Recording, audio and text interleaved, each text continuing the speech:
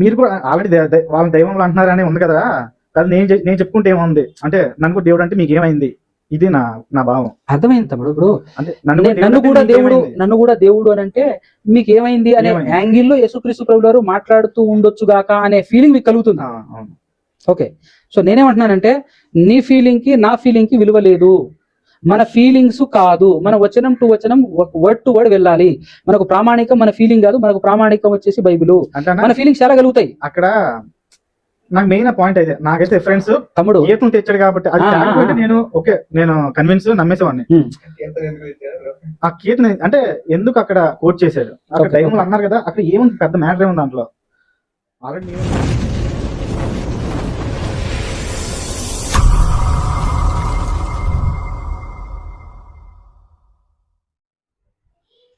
ఆ సృష్టికర్తకు ఆయన కుమారుడైన యేసుక్రీస్తు ప్రభువు వారి ద్వారా పరిశుద్ధాత్మ సహాయంతో స్తుతి స్తోత్రాలు కృతజ్ఞతాస్తుతులు చెల్లించుచున్నాను. అలాగే ఆయన మాటలు పరిశీలన చేయాలి, సందేహాలను నివృత్తి చేసుకోవాలి అని కూడిన మీకు కూడా క్రీస్తు పేరిట శుభములు వందనాలు తెలియజేస్తున్నాను. ఇప్పటివరకు మనం ఒక చక్కటి లెసన్ అంటే బైబిల్ అర్థం చేసుకునే విధానం, బైబిల్ని ఆలోచించే విధానం ఒక 3 భాగాలుగా 3 వర్షన్లుగా మీ ముందు ఉంచాను. అందులో నుంచి మీకు వచ్చినటువంటి సందేహాలు ఏమైనా ఉంటే అడగండి. తోమ గారు యేసుక్రీస్తు ప్రభువాన్ని నా ప్రభువ, నా దేవా అని సంబోధించారు కదా. సో అక్కడ దేవా అని సంబోధించిన యేసుక్రీస్తు ప్రభువారు ఏ అభ్యంతరం పెట్టలేదు. సో దానిని బట్టి మనం యేసుక్రీస్తు ప్రభువాన్ని దేవుడు అని సంబోధించవచ్చా, అనుకోవచ్చా అని నా డౌట్ సార్. ఓకే, చాలా సంతోషం. మంచి సందేహం అడిగింది. అంటే యేసుక్రీస్తు ప్రభువు వారు చనిపోయి 3వ దినాన దేవుని చేత లేపబడటం అనేటటువంటిది కూడా సూచక క్రియ కదా. యేసుక్రీస్తు ప్రభువు వారు మరి పరిచయులు శాస్త్రులు అడుగుతారు, ఏ సూచక క్రియ చూపుతున్నావు అని. ఓకే, క్వశ్చన్ ఏంటి అంటే యోహాను సువార్త 20వ అధ్యాయంలో యేసుక్రీస్తు ప్రభువు వారు చనిపోయి 3వ దినాన తిరిగి లేపబడిన తర్వాత శిష్యులకు కనబడుతూ ఉన్నప్పుడు నేను ఆయన చేతుల్లో ఆయన గాయాల్లో వేలు పెడితే తప్ప నేను నమ్మను అని చెప్పేసి తోమా గారు అంటారు. అప్పుడు తోమాకు కనబడటానికి అని చెప్పేసి తోమా గారు శిష్యులు ఉన్నప్పుడు యేసుక్రీస్తు ప్రభువు వారు ప్రత్యక్షమవుతారు. అది చూసి ఇదిగో నేనే చూడు అని చెప్పేసి తను ప్రత్యక్షపరుచుకున్నప్పుడు ఆయన అది చూసి నా ప్రభువా నా దేవా అని అంటాడు. ఇప్పుడు నా ప్రభువా నా దేవా అని తోమా గారు అన్నప్పుడు మరి యేసుక్రీస్తు ప్రభువు వారు అంగీకరించాడు కదా. యేసుక్రీస్తు ప్రభువు వారు అక్కడ అబ్జెక్షన్ అయితే ఏం పలకలేదు కదా. మరి అబ్జెక్షన్ పలకన్నప్పుడు మరి తోమా గారు అపోస్తలుడు, తోమా గారు దేవా అని అన్నాడు కాబట్టి మనం కూడా దేవా అనటంలో తప్పేముంది? ఇదే కదమ్మా ప్రశ్న. దానికి సమాధానంగా మనకు సమాధానం పర్ఫెక్ట్గా అర్థం కావటం కోసం ఫస్ట్ యేసుక్రీస్తు ప్రభువు వారు చనిపోయి తిరిగి 3వ దినాన లేపబడటం అనేటటువంటిది సూచక క్రియ కదా. సూచక క్రియ ఎందుకంటే ఆయన యోనాను గూర్చిన సూచక క్రియ తప్ప మరేది మీకు అనుగ్రహింపబడదు అని చెప్పేసి శాస్త్రుల పరీక్షలు అడిగినప్పుడు చెప్తుంటాడు. సో తనే సూచక క్రియ. అయితే ఆ సూచక క్రియ కూడా ఎందుకు జరిగింది అని అంటే యేసు దేవుని కుమారుడైన క్రీస్తు అని నమ్మటానికే జరిగింది. కానీ దాన్ని చూసేసి మన తోమా గారేమో దేవా అని అన్నాడు. మరి ఆయన దేవా అని అన్నప్పుడు ఖండించవచ్చు కదా అని చెప్పేసి మీరు మాట్లాడారు. ఒరిజినల్గా అక్కడ ఖండింపు జరిగింది, చేశాడు. మనం అర్థం చేసుకోవటం కొంచెం అంత స్పీడ్గా అర్థం కాదు. ఇప్పుడు నేను నీకు చెప్తాను. యోహాను సువార్త రాసింది ఎవరు? ఎలా రాశారు? పరిశుద్ధాత్మ సహాయం. ఇప్పుడు పరిశుద్ధాత్మ ద్వారా మాట్లాడబడుతున్నటువంటి ప్రతి మాట ఎవరిది? దేవునిదే. యేసుక్రీస్తు ప్రభువు వారు మాట్లాడిన మాటలు కూడా దేవునివే. అయితే యేసుక్రీస్తు ప్రభువు వారు ఒక మాట అన్నాడు, నాకు దేవుడు ఇచ్చినటువంటి ఇన్ఫర్మేషనే పరిశుద్ధాత్ముడు బోధిస్తాడు. నేను చెప్పాల్సినవి ఏదైతే ఉందో అందులో నుంచి తీసుకుని చెప్తాడు అని చెప్పి చెప్పాడా? అదొకసారి చూడు. యోహాను సువార్త 16వ అధ్యాయం 12వ వచనం. నేను మీతో చెప్పవలసినవి ఇంకా అనేక సంగతులు కలవు గాని ఇప్పుడు మీరు వాటిని సహింపలేరు. అయితే ఆయన అనగా ఆ సత్యస్వరూపి అయిన ఆత్మ వచ్చినప్పుడు మిమ్మను సర్వ సత్యములోనికి నడిపించును. ఆయన తనంతట తానే ఏమియు బోధింపక వేటిని వినును వాటిని బోధించి సంభవింపబోగు సంగతులను మీకు తెలియజేయును అన్నాడు. ఆయన నా వాటిలోనివే అన్నాడు. నెక్స్ట్ ఆయన నా వాటిలోనివే తీసుకొని, అందుకోసమే హెబ్రీ గ్రంథకర్త 1:1 దేవుడు కొత్త నిబంధనలో కుమారుడి ద్వారా మాట్లాడాడు అని అన్నాడు. అంటే సమస్తం కుమారుడి ద్వారా మాట్లాడినట్టే. కుమారుడికి ద్వారా ఇవ్వబడిన ఇన్ఫర్మేషన్ని కుమారుడి తర్వాత పరిశుద్ధాత్ముడు అపోస్తుల ద్వారా పలికించాడు. ఇప్పుడు అపోస్తుల ద్వారా పలికించినటువంటి మాటలన్నీ కూడా యేసుక్రీస్తువే అని చెప్పొచ్చు కదా, అంతే కదా. నా వాటిలోని అన్నాడు. కాబట్టి ఇప్పుడు పరిశుద్ధాత్మ ద్వారా చెప్పబడిన మాటలన్నీ కూడా యేసుప్రభువే, యేసుప్రభు మాట్లాడినట్టే అనే విషయం మనకు కనుక అర్థమైతే, ఎందుకంటే నా వాటిలోనే తీసుకొని మీకు చెప్తాడు. నేను చెప్పాలనుకున్నవి చాలా ఉన్నాయి, అన్ని చెప్పలేకపోయాను, మీరు సహించలేదని. సో ఇప్పుడు నేను చెప్పకపోయినా తర్వాత పరిశుద్ధాత్ముడు వచ్చేసిన తర్వాత ఆయన చెప్తాడు నేను మిగిలించిన విషయాలు అని అన్నాడు. సో ఆయన చెప్పిన విషయాలు కూడా ఇప్పుడు ఎవరి వినన్నట్టు యేసుప్రభు మాట్లాడినట్టే అనే విషయం మనకు అర్థమైతే, ఇప్పుడు ఇక్కడ బుజ్జి ఇచ్చినటువంటి క్వశ్చన్, అడిగినటువంటి క్వశ్చన్లో యోహాను సువార్త 20:27-26 నుంచి చూస్తే సందర్భం ఒక సపరేట్ పేర ఉంటుంది. 8 దినములైన తర్వాత ఆయన శిష్యులు మరలా లోపల ఉన్నప్పుడు తోమా వారితో కూడా ఉండెను. తలుపులు మూయబడి ఉండగా యేసు వచ్చి మధ్యను నిలిచి మీకు సమాధానం కలుగునుగాక అనెను. తర్వాత తోమాను చూచి నీ వ్రేలు ఇటు చాచి నా చేతులు చూడుము, నీ చెయ్యి చాచి నా ప్రక్కలో ఉంచి అవిశ్వాసివి కాక విశ్వాసివై ఉండు మనేను. అంటే అప్పటి వరకు విశ్వసించట్లేరు, విశ్వసించకపోతే అవిశ్వాసి అవుతావు. సో అవిశ్వాసివి కాక విశ్వాసి అయి ఉండుము అని ఆయన చెప్పాడు. అందుకు తోమ ఆయనతో నా ప్రభువా నా దేవా నేను. యేసు నీవు నన్ను చూచి నమ్మితివి, చూడక నమ్మిన వారు ధన్యులని అతనితో చెప్పిన తర్వాత వెంటనే ఏమంటున్నాడు 30 మరియు అనేకమైన ఇతర సూచక క్రియలను యేసు తన శిష్యులు ఎదురు చేసెను, అవి ఈ గ్రంథమందు వ్రాయబడి ఉండలేదు గాని యేసు దేవుని కుమారుడైన క్రీస్తు అని మీరు నమ్మునట్లును నమ్మి ఆయన నామమందు జీవం పొందునట్లును ఇవి వ్రాయబడను. అంటే వెంటనే అదే సందర్భాన్ని తీసుకొని కరెక్ట్గా ఇది రాస్తుంది యోహాను గారు, ఆత్మపూర్ణుడు యోహాను చేత పరిశుద్ధాత్ముడు రాయిస్తున్నాడు. బట్ ఇదే సందర్భం దగ్గరకు వచ్చేసి కరెక్ట్గా మన తోమా గారు నా ప్రభువా నా దేవా అని ఏదైతే అన్నాడో అదే సందర్భం దగ్గర ఈ మాట రాయటానికి గల కారణం ఏంటి అంటే, తోమా అన్నాడు గదా అని చెప్పేసి తోమా గారిని బట్టి దేవా అని నమ్మటానికి లేదు. ఈ సూచక క్రియను బట్టి కూడా యేసును దేవుని కుమారుడైన క్రీస్తు అని నమ్మితేనే మీకు నిత్యజీవం వస్తుంది, అలానే నమ్మాలి అని ఆత్మ ద్వారా యేసుక్రీస్తు ప్రభుల వారు ఈ విషయాన్ని ఖండించారు. దేవాని కాదు దేవుని కుమారుడైన క్రీస్తు అని నమ్మాలని వెంటనే అదే సందర్భంలో పరిశుద్ధాత్మ ద్వారా ఖండించాడు. సో ఖండించలేదని కాదు, ఖచ్చితంగా ఖండించాడు. ఎందుకంటే ఇక్కడ పరిశుద్ధాత్మ ద్వారా చెప్పబడినటువంటి మాట కూడా యేసుక్రీస్తులోనివే.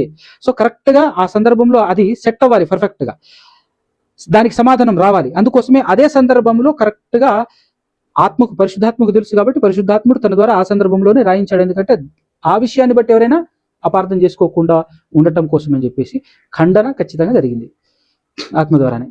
ఓకేనా?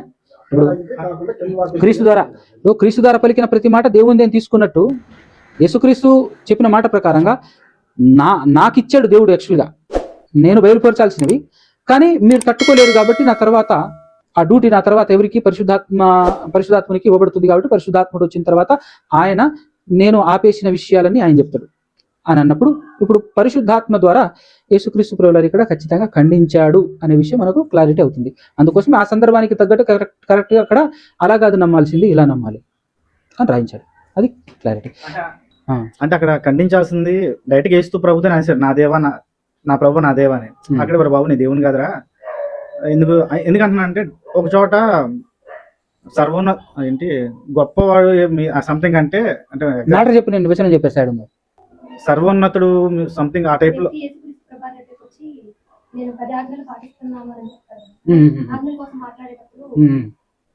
అది కాదు, సర్వోన్నతుడు అంటే నేను కదా తండ్రి సర్వోన్నతుడు ఆ టైప్ ఒకటి వస్తుంది.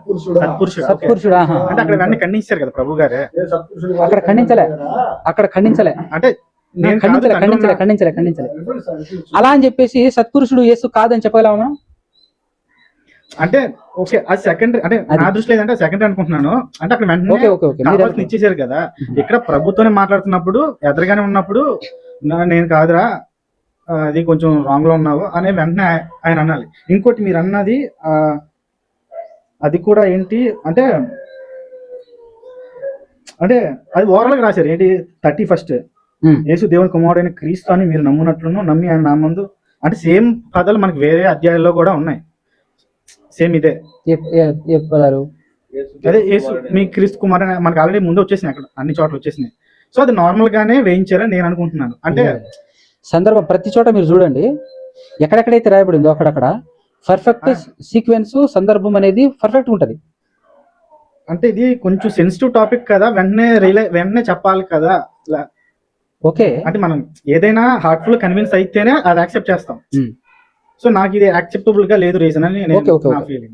యాక్చువల్ గా బుజ్జికి చెప్పాల్సినటువంటి ఇప్పుడు క్లారిఫికేషన్ వచ్చేసి సాటిస్ఫై అయింది తను, ఓకే కాబట్టి నేను అక్కడ కాపేశా. తను సాటిస్ఫై కాలేదనుకో దానికి ఆన్సర్ ఇంకా ఫుల్ ప్లెజ్డ్ ఇంకా ఉంది. ఏంటి అంటే ఇప్పుడు మీరు అడిగారు దీని రిలేటెడ్ ఇంకా నేను చెప్తా 2-3 పాయింట్స్ నేను అటాచ్ చేయగలను. అంటే ఇంకో చోట జాన్ 10:33-34-35 అనుకుంటాను, అది వేరే సందర్భం తమ్ముడు. జాన్ 10:30 నుంచి 33 వరకు ఉన్నటువంటి సందర్భం వేరే. అంటే నేను నా తండ్రి ఏకమై ఉన్నాము అని చెప్పేసి అది నెక్స్ట్ ఇంకోటి ఉంది. యేసు ప్రభు చెప్తాడు, వినండి చెప్తాడు. దాన్ని బట్టి వాళ్ళు ఏమంటారు అంటే నువ్వు మానవుడు ఉండి దేవుడు అని చెప్పుకున్నావు కాబట్టి రాళ్ళు రువ్వు చంపాలనుకుంటున్నావు అని ఆయన అంటాడు. సో ఇప్పుడు యేసు ప్రభు అన్నాడు మీరు దైవములు అని అంటాడు. అదే సందర్భం మీరు చెప్పింది అదే. అంటే మీరు దైవములు నేనంటే నేను వీళ్ళు యూదులు కానీ 1 or 2 times గుర్తురాట్లేదా 10:30 నుంచి నువ్వు మ్యాటర్ చెప్పినా నువ్వు తండ్రి నీ దేవుడు నీ తండ్రి అంటున్నావు అంటే నువ్వు కూడా దేవుడువా అని వాళ్ళు అడుగుతారు. సో అక్కడ కూడా వెంటనే ఎందుకు నేను దేవుడు కాదు అని ఆయన ఎందుకు చెప్పలేదని వెంటనే 2-3 places లో చెప్పాడు. అక్కడ కూడా చెప్పాడు, నేను చూపిస్తాను. అక్కడ కూడా చెప్పాడు, చూపించు. ఇప్పుడు ఇది క్లియర్ చేద్దాం, అడిగిపోదాం. రెండు అటాచ్ అనుకుంటున్నాను నేను. ఓకే ఈ రెండు చేస్తా. వెంటనే రిప్లై ఇవ్వలేదని ఈ రెండు నేను చెప్తా. ఈ రెండు నేను చెప్తా. ఓకే ఓకేనా. ఇక్కడ ఏదో అన్నావు నువ్వు, ఇక్కడ తోమా దగ్గర ఏదో అన్నావు, ఏదో మంచి పాయింట్ అన్నావు.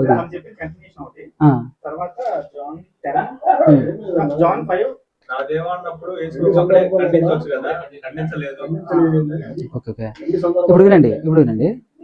ఫస్ట్ థింగ్ ఏంటంటే యేసుక్రీస్తు ప్రభువు గారు కొన్ని విషయాలు మీకు నెక్స్ట్ అర్థమవుతుందిలే విషయం ఏంటో అని చెప్పేసి ఆగాడు. నెక్స్ట్ మీకు అర్థమైపోద్ది అని చెప్పేసి సమాధానం చెప్పకుండా ఆపాడు అని నేను చెప్పడానికి ఇక్కడ ఆపాడు, ఇంకో చోట కూడా ఆపాడు అని ఎగ్జాంపుల్ చూపిస్తాయి. ఇప్పుడు మీరు చూపించినట్టే అపోస్తలుల కార్యం 1వ అధ్యాయం చూడు, పక్కనే 6 నుంచి. కాబట్టి వారు కూడి ఉన్నప్పుడు ప్రభువా, అపోస్తలుల కార్యం 1:6.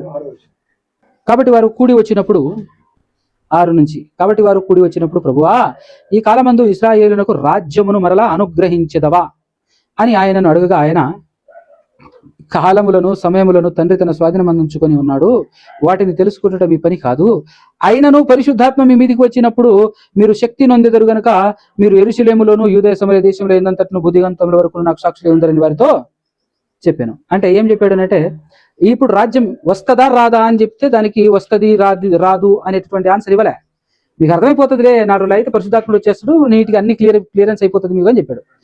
ఇప్పుడు ఇక్కడ కూడా పరిశుద్ధాత్మను పొందుకోలే తోమా గారు కానివ్వండి, ఏ అపోస్తలుడు పరిశుద్ధాత్మ పొందుకోలే.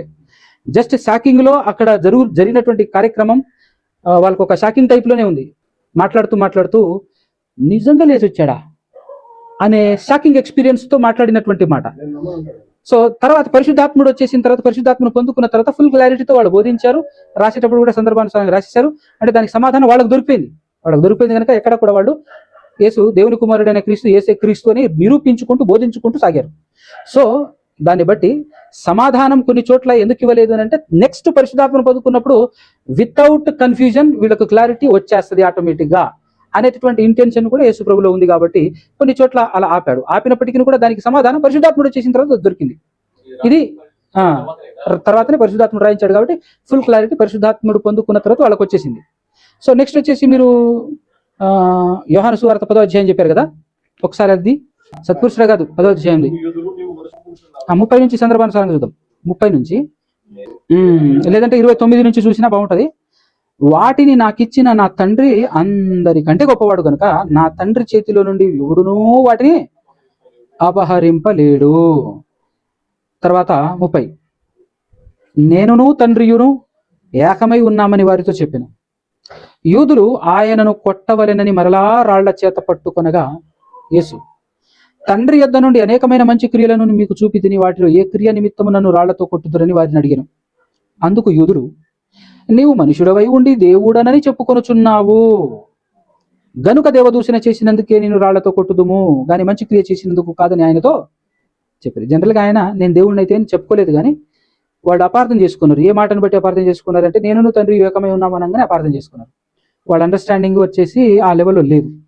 నేను తండ్రి ఏకమై ఉన్నాము అనే మాటలో ఈయన దేవునితో సమానంగా చేసుకుంటున్నాననే మీనింగ్ అయితే లేదు. ఎందుకు లేదు అని అంటే యేసుక్రీస్తు ప్రభువారి ప్రార్థనలో ఒకసారి 17వ అధ్యాయం 20 వచనం చూడండి. 20 నుంచి 17, 20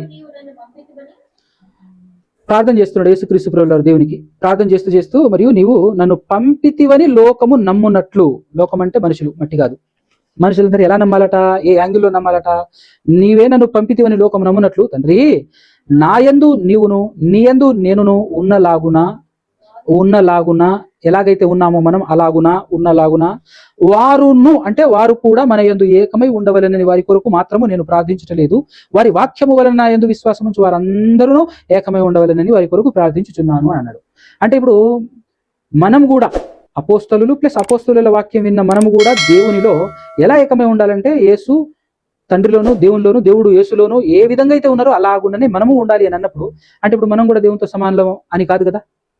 అది యూనిటీని తెలియచేసేటటువంటి పదమే తప్ప వేరొకటి కాదు. కాకపోతే వాళ్ళకి అర్థం కాకపోవడం వల్ల నేను తండ్రి ఏకమై ఉన్నామనగానే ఈయన దేవునితో సమానంగా చేసుకుంటున్నాడు అనేటువంటి యాంగిల్ వాళ్ళకి అర్థమయ్యి వాళ్ళు అలా అపార్థం చేసుకుని రాళ్ళు రువాలని చెప్పేసి ట్రై చేశారు.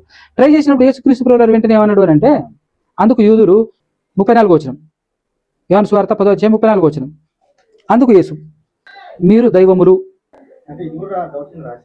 మంచిది. ఏమనిపించింది అది చదివినప్పుడు? 34th వర్స్ ఇది చదివాక ఏమనిపించింది? నన్ను కూడా దేవుడు అంటే పెద్ద ప్రాబ్లం ఏమి లేదేమో, అంటే పెద్ద ప్రాబ్లం లేదు. ఎందుకంటే ఆల్రెడీ ఎవరికైతే వాక్యం తెలుసో వాళ్ళ దైవం అని ఆల్రెడీ కీర్తన గ్రంథంలో 82లో రాస్తుంది కదా. సో పెద్ద ప్రాబ్లం లేదు అన్నట్టు. సో నన్ను పిలవడం తప్పు లేదు అన్నట్టు అనిపించింది. ఓకే, అలా అనిపించింది. సంతోషం, మీ ఫీలింగ్ చెప్పారా? ఓకే. సో ఇప్పుడు నేను వివరణ ఇస్తాను చూడండి జాగ్రత్తగా. అందుకు యేసు మీరు దైవములని నేనంటినని మీ ధర్మశాస్త్రంలో వ్రాయబడి ఉండలేదా అని అన్నాడు. ఇప్పుడు దైవములు అనే మాటకు అర్థం ఏమని తీసుకున్నారు? ఈరోజు సమాజం ఏమని తీసుకున్నది? ఇక్కడ సిచ్యువేషన్ ఎందుకు వచ్చిందంటే మీరు పైన దేవదోషం చేస్తున్నారు, మీరు దేవుడా అని అనుకుంటారు. కరెక్టే, సందర్భం అర్థమైతేనే ఉంది. సో ఇప్పుడు దేవుళ్ళు మీరు దేవునితో సమానంగా చేసుకుంటున్నారు అని వీళ్ళు అన్నారు. అప్పుడు యేసు ప్రభు ఏమన్నాడు అని అంటే నేను దైవములు అని అంటున్నాను. దైవములు మీకు కూడా వాక్యం వస్తే మీరు కూడా దైవములే అంటే నేను కూడా అనే కదా. ఇప్పుడు మనకు అర్థమయ్యే విషయం అదే కదా. మీరు వాక్యం మీకు వస్తే మీకు దైవములు, మీరు దైవములు, నాకు వాక్యం వచ్చింది కాబట్టి నేను దైవము అనేటటువంటి కోణంలో మాట్లాడుతున్నాడు యేసుక్రీస్తు ప్రభువు. సో ఇప్పుడు దైవము అంటే మీనింగ్ ఏంటి? దేవుళ్ళు అనేటటువంటి మీనింగ్ మనకు వస్తుంది. మనం మన సొంత నిర్వచనం వచ్చేసి దేవుడు, దైవములు అంటే దేవుళ్ళు అనే వస్తుంది. ఇప్పుడు దైవములు అనే మాట దేవుళ్ళుగా మనం తీసుకుంటే ఎంతమంది దేవుళ్ళు బైబిల్ మనకు ఇచ్చింది అనే క్వశ్చన్ వస్తుంది. కానీ ఇప్పుడు మన సొంత నిర్వచనం తీసుకోవటం కంటే దైవములు అనేటటువంటి మాటకు మీనింగ్ బైబిల్ ఏమి ఇచ్చింది అని చూడాలి మనం. ఎప్పుడైనా బైబిల్లో చదివేటటువంటి ఈ సందర్భం మాత్రమే కాదు తమ్ముడు, ఏ సందర్భం చూసినా కూడా మనకు అనిపించిన జనరల్ మీనింగ్ కంటే బైబిల్ ఇచ్చిన మీనింగ్ ఏంటనేది ప్రాముఖ్యం కదా. ఇప్పుడు 82వ కీర్తన 6వ వచనము, మీరందరూ సర్వోన్నతుని కుమారుడనియు నేనే సెలవిచ్చి ఉన్నాను అంటే ఏం చెప్తున్నాడు? మనకు మీనింగ్ కూడా ఇస్తున్నాడు. మీరు దైవములనియు అంటే మీరందరూ సర్వోన్నతుని కుమారులనియు నేనే సెలవిచ్చి ఉన్నాను అంటున్నాడు. అంటే దైవములు అని అంటే సర్వోన్నతుని కుమారులు అనే మీనింగే బైబిల్ ఇచ్చింది. అదే మనం తీసుకోవాలి. ఇక్కడ యేసు ప్రభు కూడా అదే మీనింగ్ ఇస్తున్నాడు చూడండి. కంటిన్యూషన్లో 10వ అధ్యాయంలో యేసు ప్రభు కూడా అదే మీనింగ్ ఇస్తున్నాడు చూడండి. నేనంటే మీ ధర్మశాస్త్రంలో వ్రాయబడి ఉండలేదా? తర్వాత 35 లేఖనము నిరర్ధకము కానేరదు కదా. దేవుని వాక్యం ఎవరికి వచ్చనో వారే దైవములని చెప్పిన ఎడల్లా నేను దేవుని కుమారుడనని చెప్పినందుకు అన్నాడు చూడు.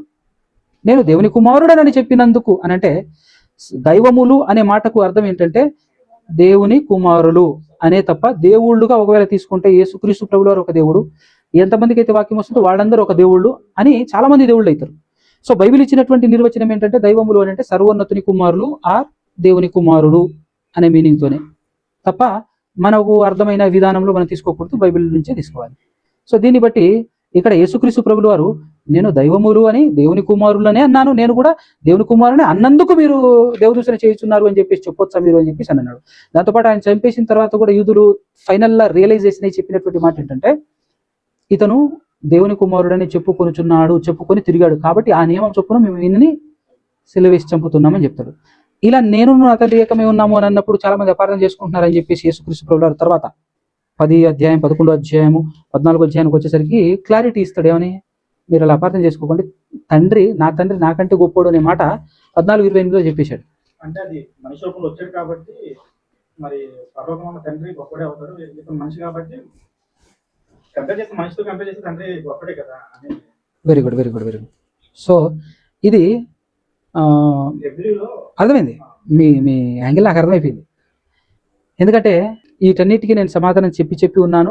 ఇలాంటి క్వశ్చన్స్ నాకు 100 మంది అడిగి ఉన్నారు కాబట్టి చెప్తున్నాను. ఈ మాట కరెక్ట్గా విను. ఈరోజు చాలా మంది మాట్లాడుతున్నారు ఏమైనా తెలుసా, యేసుక్రీస్తు ప్రభుల వారు శరీరధారిగా ఉన్నప్పుడు మాట్లాడినటువంటి మాట అది అని మాట్లాడుతున్నారు. శరీరధారిగా ఉన్నప్పుడు మాట్లాడాడు అంతే తప్ప అది నిజం కాదు అని మాట్లాడుతున్నారు.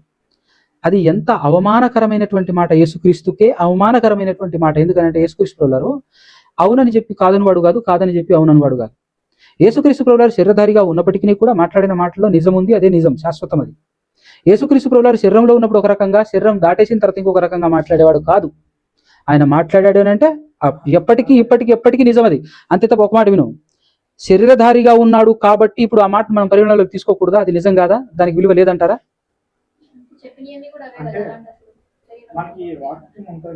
యేసుక్రీస్తు ప్రభుల వారు ఒక మాట అన్నాడు 6:63 యోహాను సువార్తలో, నేను మాట్లాడే మాట ప్రతి మాట ఆత్మయు సత్యమునై ఉన్నాయి అని చెప్పేసి అన్నాడు. ఆత్మయు జీవనై ఉన్నాడు. ఆత్మ అంటే శాశ్వతమైంది అని, నేను మాట్లాడే ప్రతి మాట శాశ్వతం అని చెప్పాడు.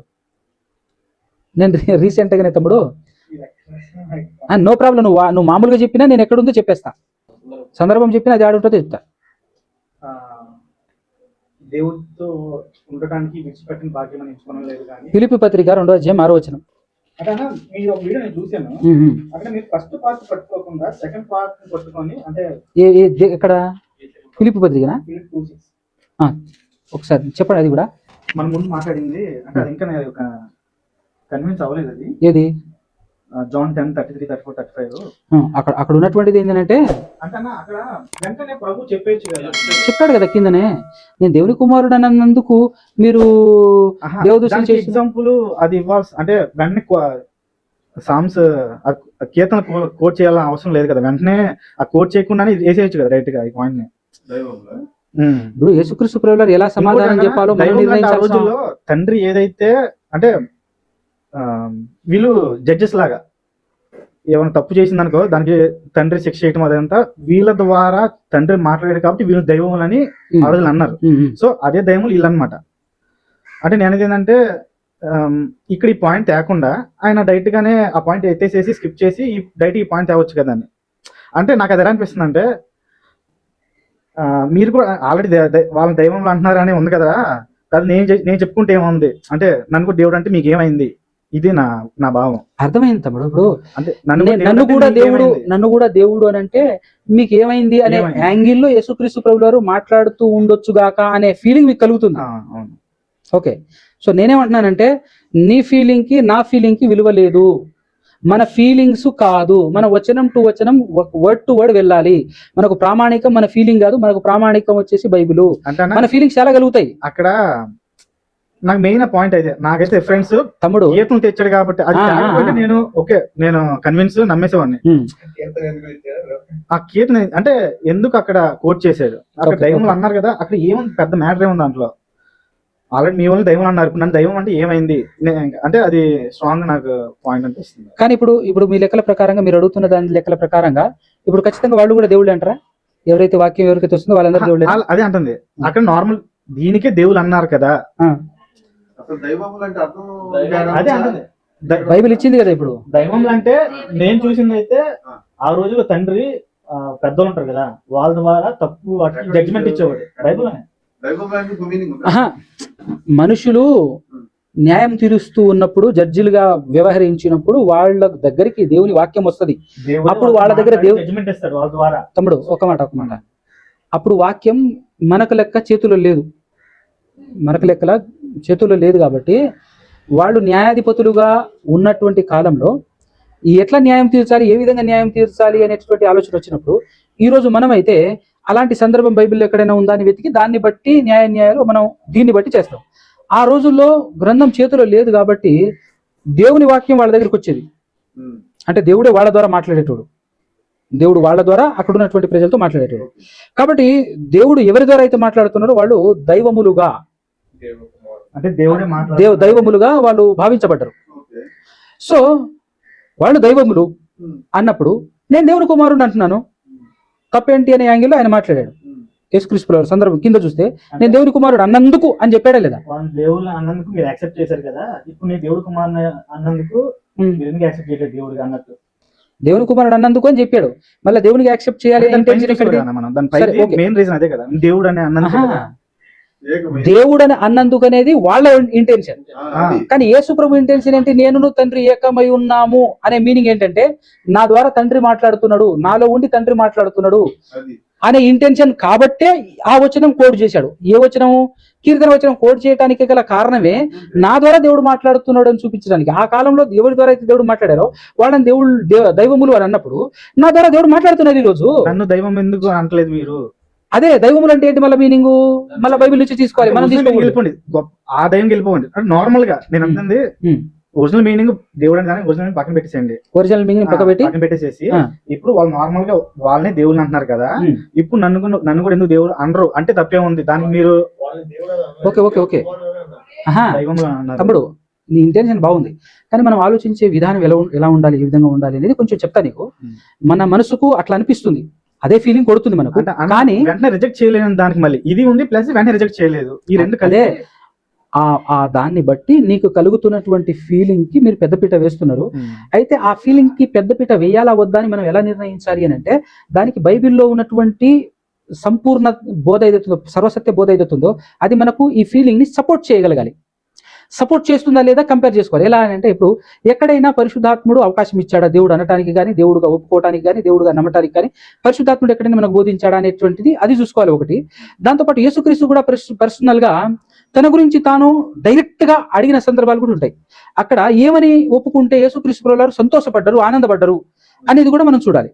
దానికి చూసినప్పుడు ఏ సందర్భంలో కూడా యేసును దేవుని కుమారుడు అని చెప్పినప్పుడే ఆయన ఆనందపడటం, సంతోషపడటం అనేది మనం చూస్తూ ఉంటాం. అలా ఒప్పుకోవటమే ఆయన అంగీకరించటం, దాన్ని బట్టే ప్రతి క్షణం ప్రతి నిమిషం ఆయన చెప్పుకుంటూ తిరిగింది కూడా నేను దేవుని కుమారుడు అని చెప్పుకుని తిరిగాడు. సో ఆయన ఇంటెన్షన్ మనకు ఎలా అర్థం అవుతుంది అని అన్నప్పుడు, మనకు ఒక సందర్భాన్ని బట్టి కాకుండా అన్ని సందర్భాలు మనం చదివితే ప్రతి చోట ఆయన ఏం చెప్పుకొని తిరుగుతున్నాడు, ఎదుటోడు ఏమి ఒప్పుకుంటే ఆనందపడుతున్నాడు అనేటటువంటిది మనం చూస్తే అప్పుడు ఓహో ఆయన ఇంటెన్షన్ ఇక్కడైతే ఖచ్చితంగా అలా కాకుండా ఉండొచ్చు, నేనే పొరపడబడి ఉండొచ్చు అనేటువంటి అభిప్రాయం అప్పుడు తీసుకోవాలి మనం. తోమా గారిది కూడా యాక్చువల్ ఆ పాయింట్ నేను కన్విన్స్ అవ్వాలి, మళ్ళీ అదే చేస్తున్నాను. తోమా గారిది కూడా వెంటనే చూసి నమ్మావు కాబట్టి అదే చూడ నమ్మడం ఇంకా ధన్యులు అంటారు కదా, అంటే అది అయిపోయిన వెంటనే ఇది అనేసారు, అక్కడ కూడా రిజెక్షన్ లేదు.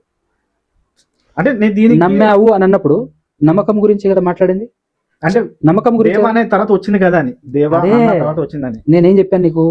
దేవా అనే మాట ఆ సందర్భంలో అప్పటి వరకు కొన్ని వేల సంవత్సరాలు గడిచినా చనిపోయిన వ్యక్తి మరలా తిరిగి లేవటం వాళ్ళు చూడలే. అలాంటిది ఈయన చెప్పినప్పుడు కూడా వీళ్ళు గ్రహించలే. పాయింట్ 2. పాయింట్ నెంబర్ 3, వాళ్ళు ఇంకా పరిశుద్ధాత్మను పొందుకోలే, వాస్తవాలను పరిశీలన చేసేంత స్థాయి రాలే. దానికి మనకు తిమోతి పత్రికలో చెప్తా ఉంటాడు 2వ అధ్యాయంలో, ఆత్మ అన్నింటినీ పరిశోధిస్తుంది, ఆత్మ కలిగిన వాడు ఎవరి చేత వివేచింపబడడు, కానీ ఆత్మ అన్నింటినీ వివేచిస్తుంది. అన్నింటినీ వివేచించగలిగేటటువంటి శక్తి ఆత్మ కలిగిన వాడికి మాత్రమే ఉంటుంది అని బైబిల్ చెప్పింది. కాబట్టి అప్పటికి వాళ్ళు ఆత్మను పొందుకోలేదు. Point number 2. పాయింట్ నెంబర్ 3, వాళ్ళు షాకింగ్ తో మాట్లాడుతున్నటువంటి సందర్భంలో నా ప్రభువా నా దేవా అనేటువంటి మాటలో మనం ఆజ్ఞలను బట్టి దాన్ని ఆలోచించే విధానం ఎలా ఆలోచించాలి అంటే, ఇప్పుడు షాకింగ్ విషయంలో మనం కూడా ఏదైనా జరిగినప్పుడు ఓరు నాయన, ఓరు తండ్రి, నా దేవా, నా oh my lord, oh my God అనేటువంటి మాట కామన్ గా వస్తూ ఉంటది. బైబిల్ అది కామన్ గా లేదు కదా. నేనేమంటున్నాను, బైబిల్లో కామన్గా ఉందని చెప్పట్లే, ఆజ్ఞలను బట్టి సమగ్రమైన బైబిల్లో ఉన్నటువంటి సారాంశాలను బట్టి మనం ఆలోచించే విధానం ఎట్లుండాలి అనేది చెప్తున్నాను తప్ప అది అలానే రాయబడింది అని చెప్పట్లేదు. నేను అలా చెప్పడానికి నేను సరిపోను, అలా అయితే ఎవరు సరిపోరు. ఇదంతా ఓవరాల్ చూసుకుంటే మరి ఆ ఒక్క పాయింట్ ని దేవుడు పరిశుద్ధాత్మ తీసేవచ్చు కదా, అంటే దేవా అనే దగ్గర. ఇప్పుడు తమ్ముడు అంటే తీసేస్తే ఇటువంటి ప్రాబ్లం ఉండదు. ఓకే యేసు ప్రభువుని దేవుడు అనుకోరలే. నాకు చిన్న క్లారిటీ వచ్చిందని అంటే, పరిశుద్ధాత్ముడు కానీ యేసుక్రీస్తు ప్రభువు కానీ మనం అనుకున్న రీతిలో సమాధానం వాళ్ళు చెప్పుంటే బాగుండేదేమో అని ఆలోచించడం కన్నా వాడు చెప్పిన దాన్నే సరిగా అర్థం చేసుకునే ప్రయత్నం చేయటం విన్నా. మనకి నెక్స్ట్ లైన్ లోనే ఇంకా చాలా రాసున్నాయి, అవి నీకు ఇంకా చూపిలేదు అన్నారు కదా. చూపిలేదు కాదు, చాలా ఉన్నాయి, అన్ని రాయలేదు, కలిపేయచ్చు కదా. దేంట్లో ఈ నా ప్రభు నా దేవ అనే పాయింట్ కూడా అది దేంట్లో కలుపుతావు? అదే చాలా రాసిబడి ఉన్నాయి కదా అని దాంట్లో అంటే మనకు చూపించకుండా దాంట్లో అంటే అన్ని చూపిలేదు కదా అన్న, అన్ని చూపిలేదు కాదు, ఈ పాయింట్ ఆ పాయింట్ మీరు అర్థం చేసుకోకండి. ఇప్పుడు యేసుక్రీస్తు ప్రభువు చేసిన సూచక క్రియలు చాలా ఉన్నాయి, అన్ని రాయలే. ఎందుకు రాయలే అని అంటే, ఇప్పుడు కొన్ని విషయాలు చెప్తే నీకు అర్థమైంది అనుకో, ఇప్పుడు చాటపార్థం అంతా చెప్పాల్సిన అవసరం లేదు కదా, సింపుల్.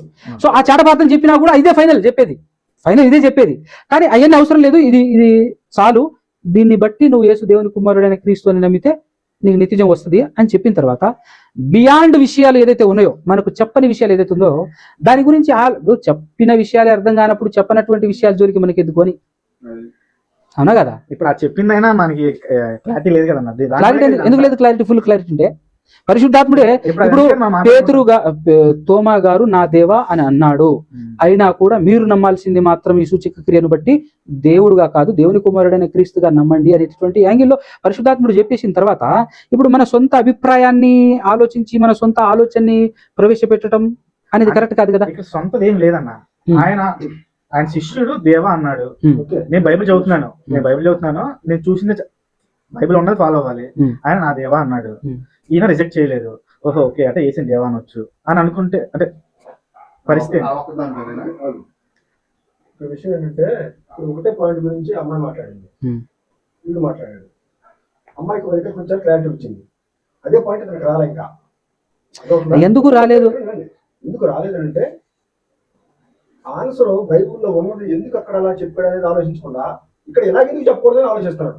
ఇప్పుడు అక్కడ బైబుల్ని ఒక బుక్ రాసిన ఆయన ఇంటెన్షన్ రాస్తాడు, ఆయన ఇంటెన్షన్ ఏందనేది మనం ఆలోచించాలి తప్ప దాన్ని తీసుకొచ్చి నా ఇంటెన్షన్ పక్కన ఎలా రాస్తే బాగుంటుంది కదా అని నువ్వు ఆలోచించాలి, ఆన్సర్ రాదు. కాబట్టి మనం చూసా ఎందుకు చెప్పకూడదు ఒక పాయింట్ దగ్గర కూర్చొని నాకు అర్థమైంది, మిగిలిన చెప్పాల్సిన అవసరం లేదు. ఇప్పుడు నీకు అర్థం కాదు కాబట్టి ఇంకా ముందుకు నడవాల్సి వస్తుంది, అంతే తప్ప అక్కడ ఖండించాలా అవి ఖండించాడు కదా, ఖండించాడు. ఇక్కడ ఖండించలేదు, ప్రభువే ఖండించండి. ప్రభు ఇప్పుడు ఖండించలేదనేటటువంటిది అది మీ అభిప్రాయమే తప్ప ఖచ్చితంగా ఖండించాడు ప్రపంచానికి తెలియాలి. ఇప్పుడు పర్సనల్ గా జరిగింది, పేతురు తోమాతో జరిగినటువంటి సందర్భం పర్సనల్ గా జరిగింది, కానీ పబ్లిక్ గా ఖండించాడు యేసుక్రీస్తు ప్రభువు. ఇలా ఆత్మ ద్వారా ఆత్మను పొందుకున్నప్పుడు పబ్లిక్ గా అలా కాదు నమ్మాలని అదే సందర్భంలో కింద రాసినప్పుడు యేసుక్రీస్తు ప్రభువు వారు ఖండించలేదు అనగలిగేటటువంటి స్థితి ఈ ప్రపంచంలో ఎవ్వడికి లేదు. ఎవరికైతే బైబిల్ అర్థమవుతుందో అర్థమైన వాళ్ళకి నేను ఈ సబ్జెక్ట్ వివరించినప్పుడు చెప్పాను, ప్రపంచంలో ఏ సేవకుడైనా ఉంటే ఇక్కడ యేసుక్రీస్తు ప్రభువు వారు ఖండించలేదు అని చెప్పగలరా, చెప్పే దమ్ము ఎవరికైనా ఉందా అని చెప్పేసి అందులో గట్టిగానే నేను మాట్లాడాను. ఎందుకు? పరిశుద్ధాత్ముడు చెప్పాడు అని అంటే యేసుక్రీస్తు ప్రభువు వారు చెప్పిన దానికి వ్యతిరేకంగా ఉండదు. మనం ఆలోచించవచ్చు యేసు ప్రభువుకు వ్యతిరేకంగా, కానీ పరిశుద్ధాత్ముడు చెప్పాడు అని అంటే పరిశుద్ధాత్మ యేసుక్రీస్తు ప్రభువు వారి యొక్క ఇంటెన్షన్ కి వేరుగా పరిశుద్ధాత్ముడు చెప్పాడు అంటే ఖచ్చితంగా ఆయనకు అనుకూలమైన మాటే చెప్పాడు అని మనం నమ్మాలి తప్ప మన ఊహకు, మన బుద్ధిని నమ్ముకున్నవాడు, బుద్ధి మీద ఆధారపడినటువంటి వాడు, సామెతల గ్రంథంలో మాట ఉంటుంది, బుద్ధిని ఆధారం చేసుకున్నటువంటి వాడు, తమ స్వబుద్ధిని ఆధారం చేసుకున్నటువంటి వాడు బుద్ధిహీనుడు అని ఉంటుంది. మన ఆలోచనకు ఎప్పుడు మనం తావివ్వకూడదు, మన సొంత ఆలోచన. ఇప్పుడు అందుకోసమే నాకు కూడా స్టార్టింగ్ లో దైవములు అని అన్నప్పుడు తమ్ముడు దేవుళ్ళనే అర్థమైంది నాకు, కానీ ఆ తర్వాత బైబిల్ టు బైబిల్ ఆన్సర్ ఇచ్చినప్పుడు నా మనసులో నాకు వచ్చినటువంటి జనరల్ మీనింగ్ కంటే ఒరిజినల్ మీనింగ్ బైబిల్ ఇచ్చినటువంటి బైబిల్లో ఉన్నటువంటి దాన్ని బైబిల్ని బట్టి ఆలోచిస్తేనే మనకు సమాధానం దొరుకుతుంది. బైబిల్లో కూడా కన్ఫ్యూజన్ లేకుండా ఉంటుంది, దేవుడు ఒక్కడనే దానికి క్లారిటీ, దాంతోపాటు ఎక్కడ కన్ఫ్యూజన్ ఏర్పడదు, సాగిపోతుంటుంది అలా. అందుకోసం ఈరోజు A to Z వరకు ఎక్కడ కన్ఫ్యూజన్ లేకుండా మా వివరణ, మా విధానం ఎందుకు ఉంది అని అంటే యేసుక్రీస్తు ప్రభువు వారి ద్వారా లేదంటే పరిశుద్ధాత్ముడి ద్వారా చెప్పబడినటువంటి బోధను క్లియర్ కట్ గా ఉన్నట్టుగా నమ్మాము. వాళ్ళు చెప్పింది రైట్, వాళ్ళకని తెలుసు అని అంగీకరించి ముందుకు సాగాం కాబట్టి మాకు కన్ఫ్యూజన్ లేదు. కన్ఫ్యూజన్ చేసుకునేటువంటి వాళ్ళకి ఏంటంటే ఫైనల్గా వచ్చేసరికి క్లారిటీ దొరకదు. ఫైనల్గా చేతులు ఎత్తేసి ఇది అర్థం కాదని నిలబడాల్సిందే తప్ప ఫుల్ క్లారిటీతో నిలబడలేరు. సో ఇప్పుడు మన ఇంటెన్షన్ కంటే దేవుని ఇంటెన్షను, యేసుక్రీస్తు ప్రభువు వారి ఉద్దేశము పరిశుద్ధాత్ముడు మనకు తెలియజేశాడు. దేవుని ఉద్దేశమే పరిశుద్ధాత్ముడు తెలియచెప్పాడు అని చెప్పడానికి కొరింథీ 2వ అధ్యాయం ఒక మాట చూపిస్తాను. మొదటి కొరింథీ పత్రిక 9, 10, 11 వచనాలు చూడండి. 2వ అధ్యాయం 9, 10, 11 వచనాలు. ఇందును గురించి దేవుడు తను ప్రేమించు వారి కొరకు ఏవి సిద్ధపరచునో అవి కంటికి కనబడలేదు, చెవికి వినబడలేదు, మనిషి హృదయమునకు గోచరము కాలేదు అని అంటే అర్థం కాలేదని అర్థం కాలేదు అని చెప్తున్నాడు.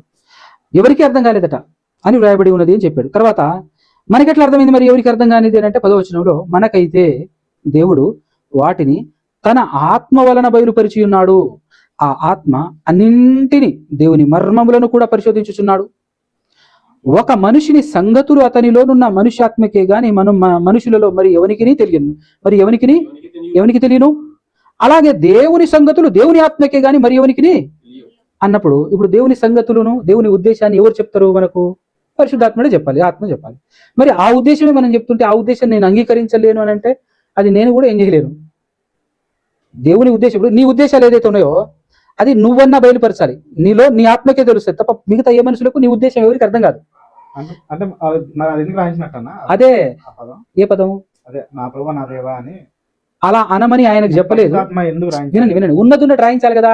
నిస్వార్థంగా యథార్థంగా ఉండాలి అంటే ఉన్నదున్నట్టు రాయించాలి. యేసుక్రీస్తు ప్రభువు వారిని ఒక వేశ్యకు పుట్టాడు లేదంటే అలాంటి పదాలు కూడా రాయబడింది అని అంటే ఇవి రాయొచ్చా అని చెప్పేసి ఈవెంతో ఈరోజు సమాజంలో అడుగుతున్నారు. అలా ఎందుకు రాశారు అని చెప్పేసి వాడు క్వశ్చన్లు అడుగుతున్నారు. అయితే లోతు గారి కుమార్తెల విషయంలో అడుగుతున్నప్పుడు చాలా మంది పాస్టర్లు దేవుడు ఇది ఒక్కటి రాయకుంటే బాగుండేది అని చెప్పేసి పాస్టర్లే అన్నటువంటి సందర్భాలు నేను చూశాను. అంటే ఇప్పుడు దేవుడు దీనికోసం అని చెప్పేసి నిజం రాయకుండా పెట్టేయాలి. ఏదైతే జరిగిందో ఏదైతే మాట్లాడారో ఉన్నట్టు రాయించాడు. రాయించడం మాత్రమే కాకుండా దానికి ఆన్సర్ కూడా ఇచ్చేశారు. అప్పుడు మనం క్లారిటీలో సాగిపోవాలి తప్ప ఎందుకు రాయించాడు అని చెప్పేసి ఆయన ఉద్దేశం అది. ఇది కూడా ఆన్సర్ వచ్చినట్టు మ్యాచ్ చాలా మంది పాస్టర్లకి ఈ పాట తెలుసుకోవాలి కదన్న. దీనికి కూడా ఇది చాలా అంటే తమ్ముడు ఫీల్ అవ్వకు ఎందుకంటే పాస్టర్లందరికీ తెలిసిపోవాలి కదా అనేటువంటి మీ ఇంటెన్షన్ ఉంది సార్. ఆ ఇంటెన్షను కరెక్ట్ కాదు. ఎందుకు కరెక్ట్ కాదంటే అనేకులకు అర్థం కాదనే యేసుప్రభు చెప్పాడు. యేసుప్రభు ఎందుకు అనేకులకు అర్థం కాదని ఎందుకు చెప్పాడు అని అంటే రాయబడిన విధానం ఒకటి ఉంది. అచ్చట కొంచెం ఇచ్చట కొంచెం, ఆజ్ఞ వెంబడి ఆజ్ఞ స్ట్రైట్ గా రాయలే. రీసెంట్ గా బాలు అని హైదరాబాద్ లో ఒక సహోదరుడు ఉంటాడు. ఆయన కూడా అంతే నాతో. ఆయన హిందూ గ్రంథాలన్నీ చదివేశాడు, తర్వాత ఇస్లాం ఖురాన్ చదివేశాడు, మొత్తం చదివేసి నా దగ్గరకు వచ్చేసి అన్నింటికంటే క్లారిటీగా ఖురానే ఉందన్నా అన్నాడు ఆయన. ఎందుకు ఇలా అంటావు? ఇందులో కన్ఫ్యూజన్ చాలా ఉన్నాయి, స్ట్రైట్ గా ఒక స్టోరీ ఉన్నట్టు లేదు అని అన్నాడు. స్టోరీ ఉన్నట్టుగా ఉంటే ఇక ఏముంది, అసలు ఇది రాయబడిన విధానం ఎంత గొప్పగా ఉంటుందో తెలుసా? ఇది భక్తిహీనులను దేవుణ్ణి వాడే వాళ్ళని ఫిల్టర్ చేసే విధంగా రాయబడి ఉంది. స్టోరీ రాసినట్టు స్ట్రైట్ గా రాసేస్తే వాడేసుకొని పాడైపోతారు, దాంతోపాటు అనేకుల్ని పాడు చేసేస్తారు వీళ్ళు అని చెప్పేసి దేవుడు కొందరికి మాత్రమే లోడ్ అయ్యేటట్టు, కొందరికి మాత్రమే ఓపెన్ అయ్యేటట్టుగా ఆ విధానం కూడా అద్భుతంగా రాయించాడు. ఎవడైతే ఇప్పుడు కొంచెం తెలుస్తుంది, కొంచెం మనకు అర్థమవుతుంది, అర్థమైన దాంట్లో యథార్థంగా బ్రతుకుతున్నాం అనుకో, నిస్వార్థంగా. ఇప్పుడు చాలా మంది పాస్టర్లు యాక్టింగ్ చేస్తూ ఉంటారు, అందరూ అన్నాను కానీ కొంతమంది ఎంత యాక్టింగ్ చేస్తారంటే విశ్వాసులు ఎదుట భయంకరమైన భక్తుడు అన్నట్టుగానే ఉంటుంది, కానీ ఇన్నర్లో వేరే ఉంటుంది. అలాంటి వాళ్ళకి దేవుడు బయలుపరచడు. 100 సార్లు చదవని బైబిల్, 1000 సార్లు చదవని బైబిల్ అతనికి అవి ఓపెన్ అవ్వదు, మనోనేత్రాలు లింగపబడితే తప్ప బైబిల్ అర్థం కాదు. అందుకోసమే ఈరోజు భౌతికంగా చూస్తూ ఏదో భౌతిక లాభాలు కోరుతూ బైబిల్ పట్టుకున్నటువంటి వాళ్ళకి సత్యం అర్థం కాదు. కనుకనే ఆత్మ సంబంధికి మాత్రమే అర్థమవుతుంది, కనుకనే దేవుడు కొందరికి అర్థమవుతుంది, అందరికి అర్థం కాదు అని చెప్పేశాడు. వివరణ ఇచ్చాను నేను. బైబిల్ ఎవరికి అర్థమవుతుంది అని చెప్పేసి కూడా ఒక టాపిక్ మాట్లాడాను. ఇందులో ఈ ఒక పాయింట్ మాత్రమే కాకుండా ఇంకా 4-5 పాయింట్లు చెప్పాను నేను, అందరికి ఎందుకు అర్థం కావట్లేదు అని అన్నప్పుడు. ఇంకోటన్నా, ఇప్పుడు మామూలుగా అంటే యేసు ప్రభు మనుష్య రూపంలో రావడానికి కారణం, మెయిన్ రీజన్ నాకు తెలిసి పాపుల కోసం, మనం రక్షించడానికి అనుకున్నా. ఫస్ట్ పాయింట్ వస్తే ఇంకేమన్నా? ఫస్ట్ పాయింట్ అది కాదు, ఫస్ట్ పాయింట్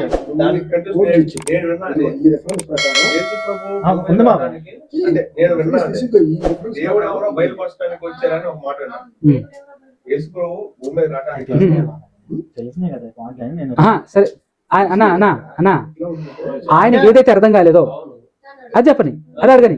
నేనేమన్నానంటే నీకు ఏం అర్థం కాలేదో అది రిఫరెన్స్ చెప్తే బాగుంటుంది. అవి అందరూ తెలిసిన వాక్యాలే అని నేను రెఫర్ చేయట్లేదు.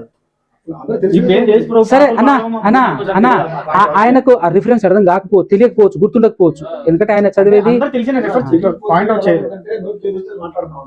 నేను చెప్తా రిఫరెన్స్ ఆయన మాట్లాడి చూడు, నేను వచ్చేది ఏం మాట నిజంగా. అంత వాక్యం ఆయన చెప్పిన దానికి రిఫరెన్స్ నేను ఇస్తాగా. ఆయన ఎక్కడుందో అది ఎక్కడుందో నేను చెప్పేస్తాగా వెంటనే. అదే చెప్పండి. నాకు డౌట్ అన్న, చెప్పు. యేసు ద ఫస్ట్ మెయిన్ రీజన్ ఉమ్. యేసు ప్రభు భూమి మీదకి వచ్చారంటే నేనైతే పాపుల కోసం రక్షించడం కోసం అనుకుంటున్నా. అది కాకుండా ఇంకేమన్నా అంటే ఫస్ట్ చాలా ఉన్నాయి. ఫస్ట్ రీజన్ ఒకటి ఉంది. ఫస్ట్ నేను అంటుంది అదే ఫస్ట్ దే ఇంకోటి ఉంది అంటున్నా. ఏంటి? ఇంకోటి ఉంది అంటున్నా. యేసుక్రీస్తు ప్రభువుల వారు భూమి మీద రావటానికి ఫస్ట్ కారణం ఏంటంటే దేవుడు. దేవుడు పంపించకపోతే యేసు ప్రభు రాడు.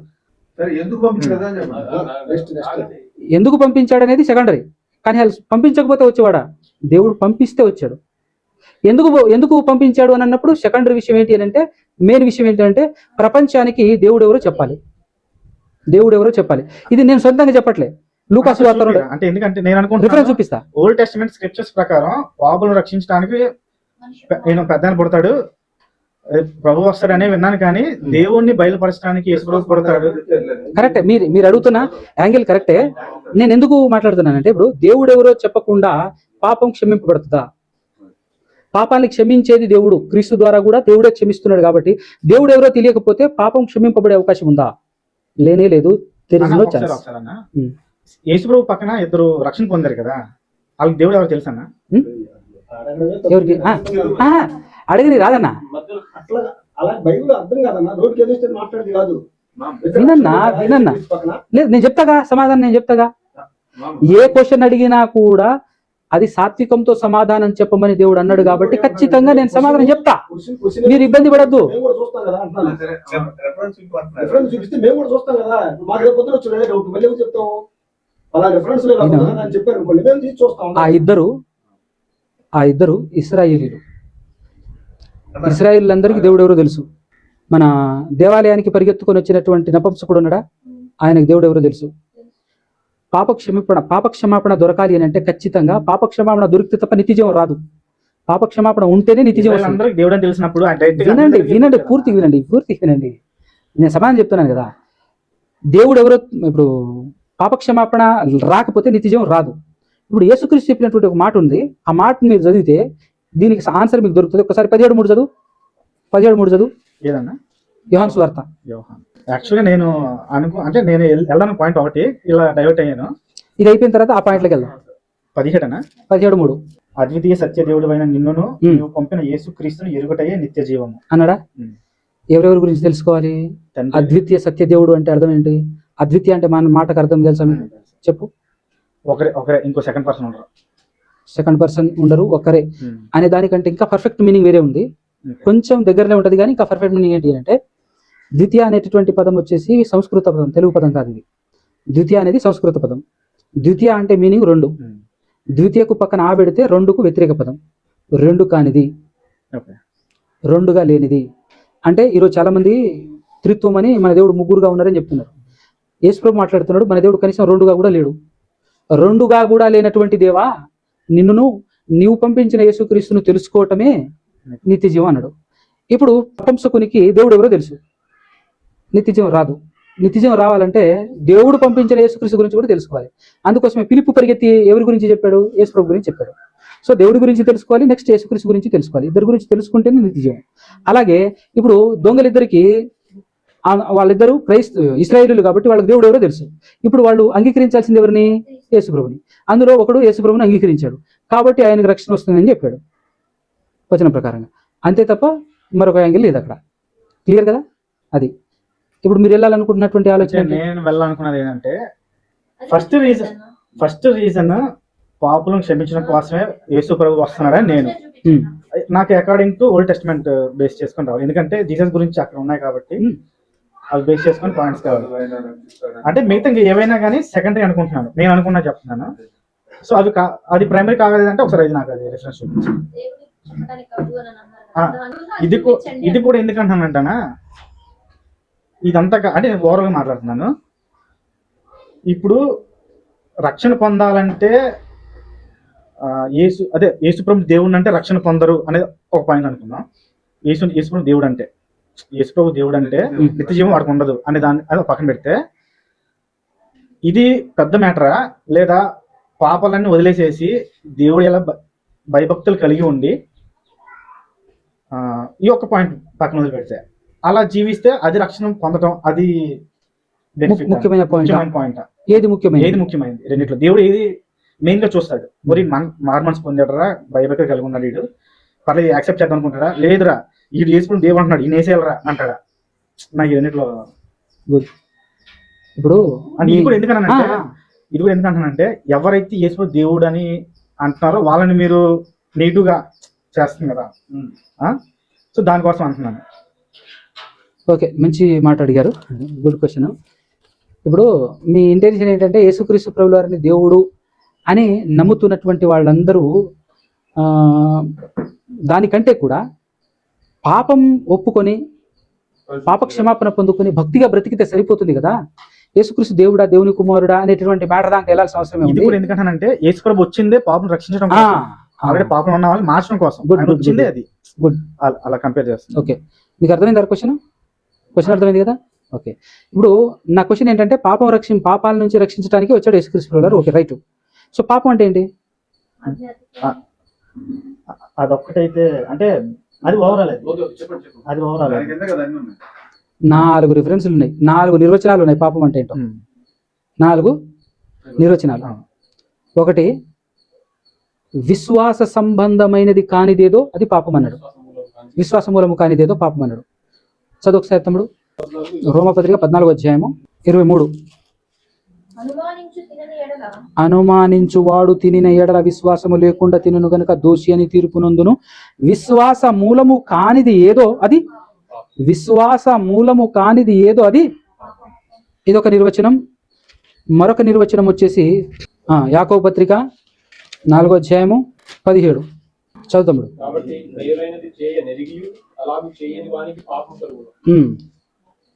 మొదటి యోహాను 3:4.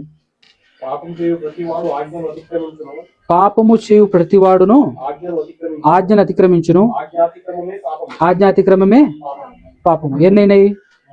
3, 5, 17. సకల దుర్నీతియు పాపము. ఇప్పుడు ఎన్ని నిర్వచనాలు వచ్చినాయి? సకల దుర్నీతియు పాపము, విశ్వాస మూలము కానిదేదో అది పాపము, తర్వాత మేలైనది చేయనెరిగి పాపము.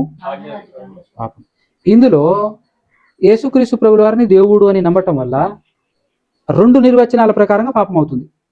పాపమే చేస్తున్నట్టు. మళ్ళా పాపంలో నుంచి విడిపించడానికి వచ్చిన యేసు ప్రభును నమ్మే విధానంలో కూడా విశ్వాస సంబంధం ఎలా విశ్వసించాలో చెప్పినప్పుడు, తండ్రిని పక్కన పెట్టేసి యేసు ప్రభుని నమ్మితే అది అనుకోవచ్చు, కానీ తండ్రి దేవుని అంటున్నారు అంటే అక్కడ తండ్రిని పక్కనే పెట్టట్లేదు కదా. ఓకే, అర్థమైంది.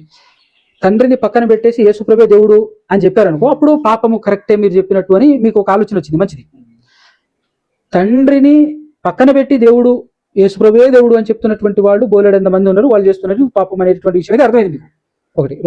రెండోది ఏంటంటే తండ్రి ఉన్నాడు, తండ్రిని దేవుడు ఉన్నాడు, యేసుక్రీస్తు కూడా ఒక దేవుడు అని చెప్పి చెప్పారనుకో, ఇది ఎట్లా పాపం అవుతుంది అనే కదా. ఇది ఎట్లా పాపం అవుతుందంటే బైబిల్ మొత్తంలో దేవుడు ఒక్కడే అంటే మనం 2 అని చేసాం, ఇది ఒక పాపం. యేసుక్రీస్తుని ఎలా నమ్మాలో అలా నమ్మకుండా నమ్మమని చెప్పిన ఆ మాటలకు, ఆ ఆజ్ఞలకు విరుద్ధంగా ఆజ్ఞను అతిక్రమించాం, ఇది 2వ పాపము. 3, యేసుక్రీస్తు దేవుడు అని చెప్పేసి భాషను తీసుకున్నాం, బాప్తిస్మం విషయంలో కూడా పాపం చేశాం. సో విశ్వాస సంబంధమైనది కానిది మనం విశ్వసిస్తే అది పాపం. సో ఈ రకంగా కూడా ఫైనల్ గా మళ్ళీ ఎక్కడికి చేరుతుందంటే మళ్ళీ పాపుల కిందనే మిగిలిపోతున్నారు. అందుకోసమే ఖచ్చితంగా దేవుడు చెప్పినట్టుగా దేవుని గురించి తెలియాలి, యేసుక్రీస్తు ప్రభువుల గురించి తెలియాలి. తెలిస్తే అప్పుడు క్రియలు మానాలి, చెప్పటమే. సో ఇక్కడ మనం సమగ్రంగా ఆలోచించాలి. 1 వేలోనే 1 యాంగిల్లోనే ఒక బేస్లోనే కాకుండా ఈ యాంగిల్లో నువ్వు రైట్గా ఉండొచ్చు, ఇంకొక యాంగిల్లో పాపం ఉండొచ్చు. సో అది కూడా క్లీన్ చేసుకోవాలి మనం. అన్నిట్లలో పర్ఫెక్ట్గా ఉండి ముందుకు సాగితేనే మనకు రక్షణ. అందుకోసమే ఇది చాలా ఇరుకైన మార్గం అని ఉట్టిని అనలే. ఇరుకైన మార్గం అంటే చాలా పటిష్టంగా ఉంటుంది. అన్ని విషయాల్లో పరిశీలనాత్మకంగా చూసినప్పుడు ఎక్కడ కూడా ఇది తెలియకూడదు. ఒక మాట కూడా ఉంటుంది, ఏమని అంటే 99 పాటించి ఒకటి మిస్ అయినా మొత్తం పోయినట్టే అని అంటాడు. ఐడియా ఉంది కదా? మరి అలాంటప్పుడు 99 పాటిస్తున్నాను కదా, ఆ ఒకటి ఎక్స్క్యూజ్ చేయొచ్చు కదా అని మనం దేవుడిని అడిగామనుకో, దేవుని లెక్కలు వేరు. నువ్వు ఒకటి చేయనందుకే 99 మొత్తం రద్దు చేస్తున్నాను అంటాడు. కాబట్టి అన్ని విషయాల్లో పర్ఫెక్ట్గా ఉండాలి అనేది. ఒకడు 30% ఫలిస్తాడు, ఇంకో 60% ఫలిస్తాడు, అదే ఉంటాయి కదా. అది వర్క్ లో, అది ఫలాలు. నువ్వు ఎక్స్పాండ్ అవ్వటం లేదంటే ఫలించటం అనేటువంటి విషయాలు, పర్సంటేజ్ అది వేరే. అంటే కన్సిడర్ చేస్తున్నారు కదా, అంటే లే, అది వేరు ఇది వేరు. నువ్వు కంప్లీట్ పర్ఫెక్ట్ వ్యక్తివి, ఏ కోణంలో చూసినా ఇందులో పాపం లేదన్నప్పుడు, అలా పాపం లేకుండా నువ్వు చేసిన పనులలో పర్సంటేజ్ అది. అది విశ్వాసం విషయంలో విశ్వాస విషయం వేరు, ఈ క్రియలు ఫలం వేరు. అది ఇంకోటి, యాజకులే తినగలిగే బ్రెడ్ ని దావీదు ఆ టైం, అది కూడా ఆ టైంలో పెద్ద ఇదే ఆజ్ఞే. కానీ అక్కడ దేవుడు ఫ్లెక్సిబుల్ గా యాక్సెప్ట్ చేశారు కదా. అంటే అక్కడ యాక్సెప్ట్ చేసిన తర్వాత కూడా ఎందుకు యాక్సెప్ట్ చేశారు అనేది నేను సంథింగ్ అకార్డింగ్ టు బైబుల్ మరి ఓవరాల్ మీనింగ్ చూశాను. దేవుడు భయభక్తి కలిగి ఉన్నాడు, ఎటువంటి దావీదు దేవుడు లేదు కాబట్టే తండ్రి యాక్సెప్ట్ చేశాడు. అది రాంగ్ అయినా, ఆజ్ఞకు అతిక్రమం అయినా కానీ ఇదే కాన్సెప్ట్ నేను ఇక్కడ లింక్ చేస్తున్నాను. Very good. అన్ని ఎడల భయభక్తులు కలిగి, అంటే నేను స్టిల్ రాపాయింట్ మీద ఉన్నాను. దేవుడు కావాల్సింది పరిశుద్ధమైన హృదయము, నన్ను పూజిస్తున్నాడా లేదా, ఇది ఒక్క పాయింట్ తప్ప. ఏది యేసు ప్రభు దేవుడు అంటున్నారు, ఇల్లు అంటే యేసు ప్రభు కూడా. మీ ఇంటెన్షన్ నాకు అర్థమైంది తమ్ముడు. విషయం ఏంటంటే భయభక్తులు కలిగి జాగ్రత్తగా దేవునికి ఇష్టలుగా బ్రతికితే చాలు. కొన్ని ఇలాంటివి ఉన్నా కూడా ఎక్స్క్యూజ్ చేస్తాడు దేవుడు అనేది నేను రిఫరెన్స్ దావీదు తీసుకున్నారు. ఓకే, సో ఒక్కసారి అపోస్తుల కార్యములు 17వ అధ్యాయం 17:30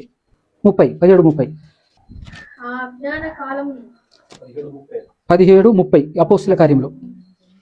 ఆ అజ్ఞాన కాలములను దేవుడు చూచి చూడనట్టుగా. ఇందుకు ఏ అజ్ఞాన కాలం అది? అదే ధర్మశాస్త్ర కాలం. యేసుక్రీస్తు రాక మునుపు ఉన్నటువంటి కాలంలో దేవుడు చూసి చూడనట్టుగా ఉన్నాడు కాబట్టి దావీదు బతికాడు, అంతే తప్ప వేరే యాంగిల్ కాదు. అంటే అప్పటికి రూల్స్ ఉన్నాయి కదా, ఉన్నా కూడా దేవుడే మాట్లాడుతున్నాడు. ఇక్కడ ఆత్మపూర్ణుడు చెప్పినటువంటి మాట ఏంటంటే చూసి చూడనట్టు వదిలాడు. ఒకటి స్టార్టింగ్ లో విను, పాత నిబంధన కానీ కొత్త నిబంధన కానీ ఒక మేజర్ విషయం గుర్తుపెట్టుకోవాలి మనం. మేజర్ విషయం ఏంటి అంటే, పాత నిబంధన స్థాపించి స్థిరపరిచేటప్పుడు దేవుడు చాలా సీరియస్గా ఉన్నాడు, తర్వాత లిబరల్ అయ్యాడు. స్టార్టింగ్ లో వారు మార్గ మధ్యలోనే ఉన్నప్పుడు ఇచ్చిన ఆజ్ఞలు ఖచ్చితంగా పాటించాలి, పాటించకపోతే చచ్చిపోతామని తెలియచెప్పటం కోసం ఆఫ్టర్ ఆల్ కట్టెలు ఏరుకోవటానికి పోయాడు, ఆయన చంపేశాడు. మరి దావీదు అంతకంటే భయంకరమైన పాపమే కదా చేశాడు. కానీ ఎందుకు చంపలేదు అని అంటే అది స్థాపిస్తున్నటువంటి కాలంలో, అది మనకు అర్థం కావాలి. కాబట్టి దేవుడు అన్నాడు ఆ అజ్ఞాన కాలంలో చూడనట్టుగా వదిలేశాడు. కానీ ఇప్పుడైతే అని నెక్స్ట్ ఏం చెప్పాడు? ఇప్పుడైతే అంతటా అందరూ ఖచ్చితంగా మారు మనసు పొందాల్సిందే, అంటే మార్చుకోవాల్సిందే. నీ అభిప్రాయాలన్నీ మార్చుకొని వాక్యానుసారంగా నిలబడాల్సిందే, నీ మనసును మార్చుకోవాల్సిందే. నేను ఒప్పుకోను అని కరాఖండిగా కొత్త నిబంధనలో రూల్ పెట్టేసిన తర్వాత ఇంకా మనం ఇక్కడ మారు మనసు అంటే మనం ఏదనుకోవచ్చన్నా, అన్ని విషయాలు మార్చుకోవాలి. పాపాలు వదిలేసేసి వాక్యం వైపు రావటం అనుకోవాలా, లేకపోతే అన్ని మారు మనసు పొందటం అంటే అన్ని వస్తుంది, సమస్తం వస్తుంది, ఒక యాంగిల్ కాదు. అన్ని విషయాల్లో నీ మనసును మార్చుకోవాలి. ఏదైతే నీకు తెలియబడుతా ఉందో సత్యం, దాన్ని బట్టి ఇంతకు ముందు ఉన్న దాన్ని పక్కన పెట్టేసి ముందుకు సాగుతూ పరిపూర్ణత చెందాలి, పరిపూర్ణత స్థాయికి ఎదుగుకుంటూ ముందుకు సాగాలి. అది అన్ని విషయాలు. దేవుని కుమారుడుగా నమ్మటం, కొన్ని వాక్యాలు మందు తగ్గకూడదు, అడలరీ ఉండకూడదు, అవి ఇవేమి లేకపోతే నిత్య జీవం పొందుతారా అని ఉంది. దాన్ని మనం అలా తీసుకోవాలి. దాన్ని అంటే వ్యభిచారం చేయకూడదు, మందు తాగకూడదు, మద్యపానంతో ఉండకూడదు, చెడు అలవాట్లు మానేయాలి, దాని కంటిన్యూషన్ ఇవన్నీ ఉండాలి కదా ఖచ్చితంగా. ఒకటి, ఎవరైతే నీతిగా బ్రతకటానికి ప్రయత్నం చేస్తారో తమ్ముడు, వాళ్ళందరినీ గమనిస్తున్న దేవుడు ఏం చేస్తాడు తెలుసా? ఈ సర్వసత్యం ఏదో ఒక రకంగా తన దగ్గరికి తీసుకెళ్తాడు దేవుడు. ఇప్పుడు కొర్నేలి ఉన్నాడు, నీతిగానే బతుకుతున్నాడు, ఏ చెరువాలు అట్లు ఏవీ లేవు ఆయనకు. అయినప్పటికీ కూడా ఆయనకు తెలియాల్సిన మ్యాటర్ ఒకటి ఉంది. ఎవరి గురించి తెలుసుకోవాలి? ఇప్పుడు ఆయన నిజమైన దేవుడు ఎవరో తెలుసుకోవాలి, యేసుప్రభువు ఎవరో కూడా తెలుసుకోవాలి. తెలియపరచడం కోసం నీతిమంతుడే అయినప్పటికీ కూడా నీతిమంతుడి దగ్గరికి దేవుడు పేతురుని పంపిస్తాడు. అది మంచి క్యారెక్టరే, నీతిమంతుడే, పేరు పొందినటువంటి వ్యక్తి అయినప్పటికీ కూడా. సో నీతిమంతుడిగా బ్రతుకుతున్నప్పటికీ కూడా ఆ నీతి సరిపోదు పైకి వెళ్ళటానికి అని చెప్పేసి దేవుడు ఎరిగాడు. అతని నీతిని మెచ్చి దేవుడు దూతను పంపించి మరి చేశాడు. అదేవిధంగా ఈ రోజు కూడా ఏం చేస్తున్నాడు తెలుసా? ఇప్పటికీ కూడా దేవుడు సువార్త ఎలా చేస్తున్నాడు తెలుసా? నీకు తెలిసి ఇప్పుడు ఇక్కడ ఈ అన్న ఉన్నాడు అన్న, మీ బాబాయ్. ఆయన ఎవరు, నేనెవరు? నేను ఈడ దాకా వచ్చానంటే కారణం ఏంటో తెలుసా? సొంతంగా బైబిల్ చదువుతున్నాడు, ప్రయత్నం చేస్తున్నాడు, ఆయనకు తెలిసిన దాంట్లో నీతిగా బ్రతకడానికి ట్రై చేస్తున్నాడు. అందుకు ఆయన దాకా దేవుడు ఈ సత్య సువార్తను, సర్వసత్యాన్ని ఆయన దగ్గరికి తీసుకెళ్ళాడు. ఎవరైతే తెలిసిన దాంట్లో నీతిగా బ్రతకడానికి ప్రయత్నం చేస్తారో వాళ్ళ దగ్గరికి దేవుడు ఎవరో ఒకరి ద్వారా ఏదో ఒక రకంగా ఖచ్చితంగా ఈ సర్వసత్యాన్ని నడిపిస్తాడు. అది లేదు, ఉన్నదాన్నే ఖరాబ్ చేస్తూ బతుకుతున్నాడు అనుకో, ఆయనకి సర్వసత్యం చెప్పి కూడా దానికి పోదు. అది దేవుని లెక్కలు మనకు అర్థం అవ్వాలి. నేను రీసెంట్గానే ఈ విషయం వచనం టు వచనం నేను వివరించాను రీసెంట్గానే. భూమి మీద యావత్ ప్రతి దేశంలో ఉన్నటువంటి వారు నీతిగా బ్రతక ప్రయత్నం చేస్తున్నటువంటి ప్రతి ఒక్కరి దగ్గరికి దేవుడు సువార్తను పంపిస్తున్నాడు, ప్రకటిస్తున్నది దేవుడే సువార్త అని టైటిల్ పెట్టి రీసెంట్గా అప్లోడ్ చేశాను. ఒకటి ఎందుకనంటే ఇప్పుడు తమ్ముడికైతే ఈరోజు ఒకటే రోజు మొత్తం క్లియర్ అవ్వాలి అని అంటే లోడ్ ఎక్కువ అవుతుంది. నేనేం చెప్తున్నానంటే మన ఛానళ్ళు అన్నీ ఉన్నాయి. మీరు చాలా లోతులో ఉన్నారని మీరు భ్రమపడుతున్నాడు. బట్ వైఫై ఉన్నాడు అంటే చిన్న డౌటే, మిస్ అవుతున్నాడు. అదేలే, చిన్న అపార్థం, ఎవరైనా కామన్ అది. కాకపోతే కొంచెం జాగ్రత్తగా అవుతుంది. ఇప్పుడు అక్క ఏమన్నా వన్ టైంలో మారిందా? అక్క 100 అడుగుల బావిలో ఉందాము.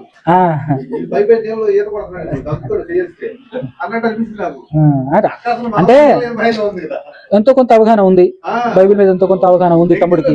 నెగిటివ్ లో మరీ నెగిటివ్ గా లేడు. రెండోది ఏంటంటే ఆల్మోస్ట్ ఆల్ మనుషుల్ని బట్టి నమ్మకూడదు అనేటువంటి అభిప్రాయం కూడా కొంచెం ఆ విషయంలో క్లారిటీలో ఉన్నాడు కాబట్టి ఉంది. ఒకసారి యెషయా 35 చూస్తారా? అందుకే 2 రోజులు ముందు రానింది. నువ్వేమో ఐఏఎస్ జగన్ కూడా వస్తావు, మీటింగ్ పెడుతుంది. ఆయన కుదిరినప్పుడు వస్తాడు. రెండోది ఏంటంటే ఖచ్చితంగా దేవుడు దేవుడు కూడా 35 4-6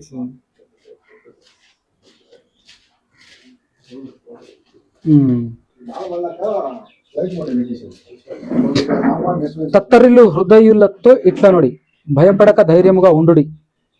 ప్రతి దండన చేయుటకై మీ దేవుడు వచ్చుచున్నాడు. ప్రతి దండనను దేవుడు చేయదగిన ప్రతీకారమును ఆయన చేయును. ఆయన వచ్చి తానే మిమ్మును రక్షించును.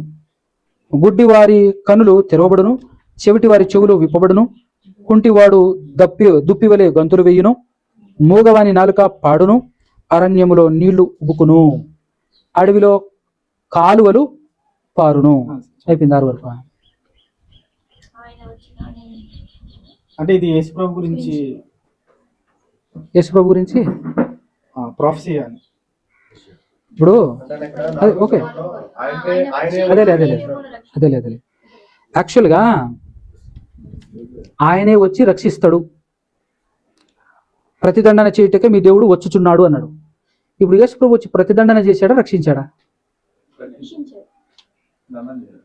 ప్రతిదండన చేశాడా, రక్షించాడా? యేసుక్రీస్తు ప్రభువు వచ్చి చెప్పాడు నీట్గా, నేను తీర్పు తీర్చుటకు రాలేదు అని కూడా యోహాను సువార్తలో చెప్పాడు.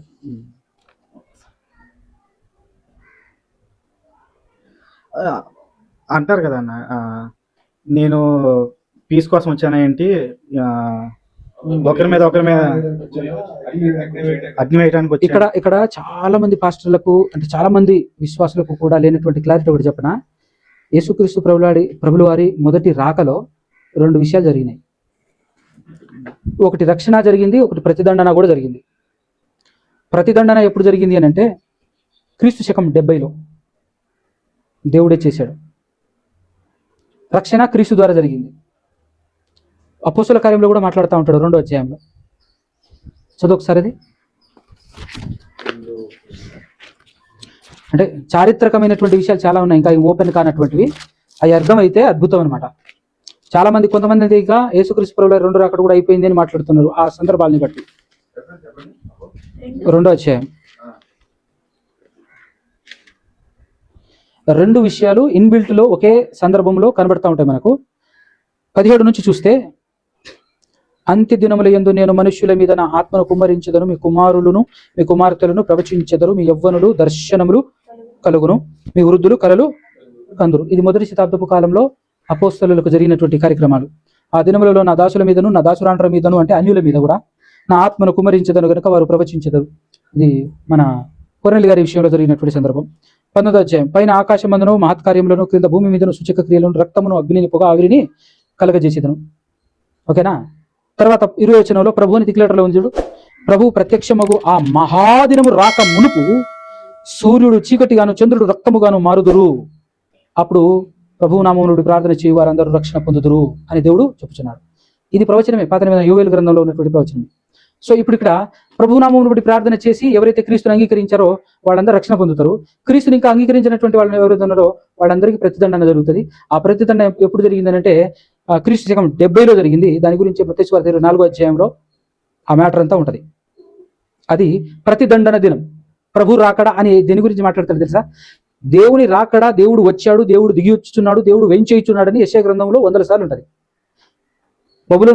బబులోను సామ్రాజ్యం ద్వారా ప్రపంచాన్ని పగలగొడుతున్నటువంటి సందర్భంలో కూడా నేను వచ్చుచున్నాను అని అంటాడు. కానీ ఆయన రాడు. ఇజ్రాయెల్ని ఐగుప్తులో నుంచి కాపాడేటప్పుడు కూడా నేను వస్తాను అని చెప్పాడు. కానీ ఆయన రాలే, మోషేని పంపిస్తాడు. నేను వస్తున్నాను అని అంటే దేవుడు డైరెక్ట్గా రాడు. నేను వస్తున్నాననే సందర్భం ఉన్నప్పటికీ కూడా. ఫర్ ఎగ్జాంపుల్గా మన ఆదికాండం 50వ అధ్యాయంలో మన స్టెఫెన్ గారే మాట్లాడుతున్నారు. స్టెఫెన్ కాదు, యోసేపు గారు ఏం చెప్తున్నాడు చూడు. 25 50వ అధ్యాయం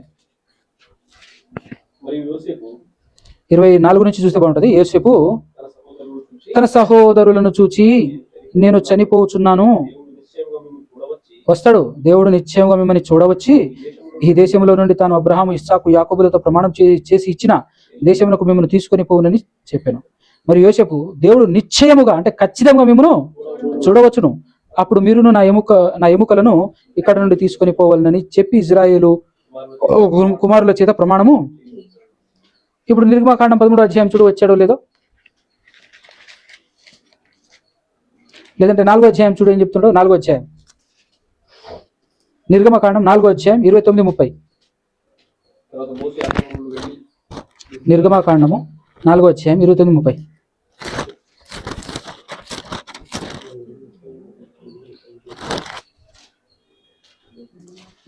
తరువాత మోషే అహరోనులు వెళ్లి ఇశ్రాయేలీయుల పెద్దలనందరినీ పోగు చేసి యెహోవా మోషేతో చెప్పిన మాటలన్నీ అహరోను వివరించి జనుల ఎదుట ఆ సూచక క్రియలను చేయగా జనులు నమ్మిరి. 31వ వచనం. మరియు యెహోవా ఇశ్రాయేలీయులను వచ్చాడా చూడడానికి వచ్చి తమ బాధను కనిపెట్టెనను మాట జనులు విని తల వంచుకొని నమస్కారము చేశారు.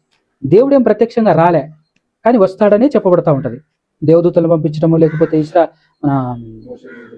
పంపించడము, లేకపోతే బబులోను విషయంలో బబులోను పంపిస్తాడు. ఇజ్రాయేలు మిమ్మల్ని నేను వచ్చి నాశనం చేస్తానని చెప్పేసి అంటాడు.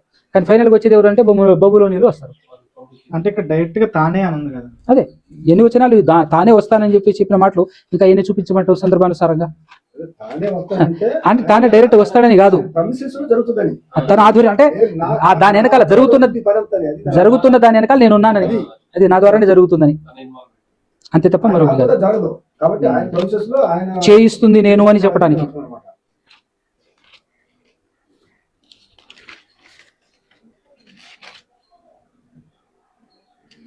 కొన్ని ఈక్వాలిటీస్ దగ్గర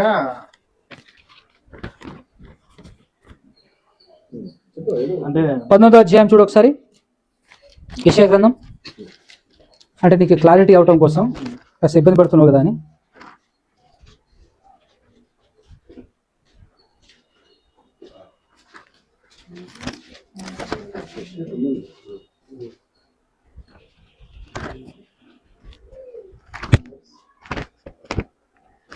పంతొమ్మిది 1 చదవండి.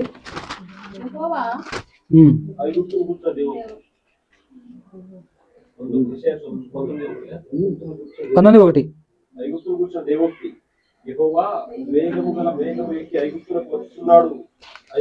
ఇప్పుడు ఐగుప్తుకి ఎప్పుడైనా దేవుడు వెళ్ళాడా? ఆ మాట డైరెక్ట్ తీసుకుంటే మనం, ఎప్పుడైనా దేవుడు ఐగుప్తుకి వెళ్ళాడా?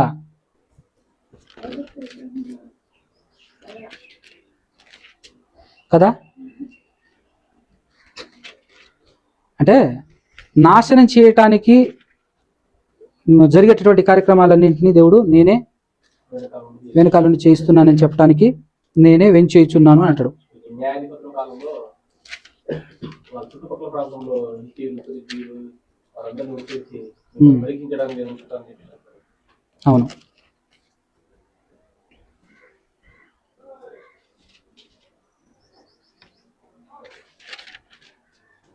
ఇలా మన యెషయా గ్రంథంలో చాలా సందర్భాలు దేవుడే వస్తున్నట్టుగా ఉంటుంది. కానీ ఫైనల్గా జరిగేది ఏంటి అంటే బబులోను సామ్రాజ్యాన్ని పంపించడం, లేదంటే అష్షూరుల్ని పంపించడం, ఎవరో ఒక సైన్యాన్ని పంపించడం జరుగుతూ ఉంటుంది అనమాట. అంటే పాత నిబంధన మర్మయుక్తంగా రాయబడింది కాబట్టి ప్రవచనాలన్నీ కూడా మర్మయుక్తంగానే చెప్పాడు, డైరెక్ట్గా చెప్పలే. ఛాయ, ధర్మశాస్త్రం అంతా ఛాయ అని చెప్పబడింది, గుర్తుందా? ఇబ్రీ పత్రిక 10:1 చూస్తే ధర్మశాస్త్రము ఛాయ అంటాడు. ఛాయ అంటే నీడ, అంటే దాని వెనకాల ఉంటుంది నిజం. జాగ్రత్తగా ఆత్మపూర్ణలే చదివితే జకరియా 12:10.